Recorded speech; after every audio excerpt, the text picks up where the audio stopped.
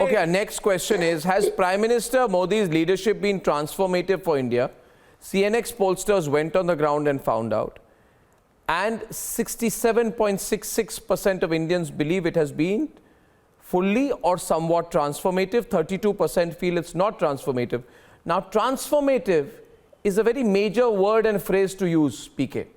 You're not saying has it been good, has it been good enough. You're saying transformative. So it would mean, has it changed direction in a positive way?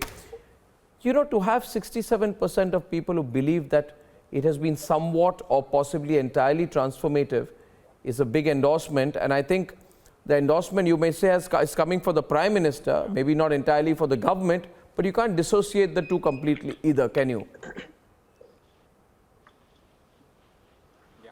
No, I think it's important to understand that in 3 of the last 6 years, India has been the world's fastest growing economy. India has grown faster than China in 3 of the last 6 years. This year, India's exports year to date, calendar year, are up 46% year on year. That is the fastest growth in the world.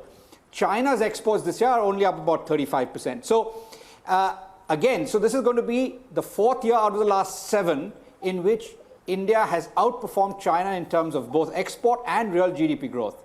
That is transformative. FDI, you know, in the year 2020, the whole world was seeing a shrinkage in foreign direct investment. India had a 13% increase in foreign direct investment. That is what you call transformative change. The world is coming to India now to manufacture. And when the world begins to come to manufacture in India, responding to both the low corporate tax rate as well as the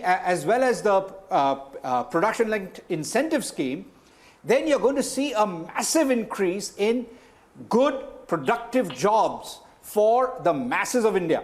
And that is because of labor market reform that was undertaken last year and implemented in September 2020. So now, labor market reform is something that economists have been praying and dreaming for in India for the last 50 years.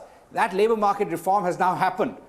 If you look at all the major agricultural economists, they have wanted the farm sector reforms that were enacted last year as well.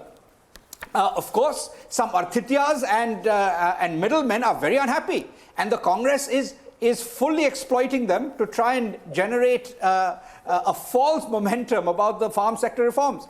The farm sector reforms are going to be transformative as well. You know, not only will they be transformative, but these are difficult reforms. All reforms that improve the livelihoods of people will be opposed. You see, that is the nature of Indian politics. There is always obstreperous opposition to things that are positive for the country. But in the end, they deliver for the people.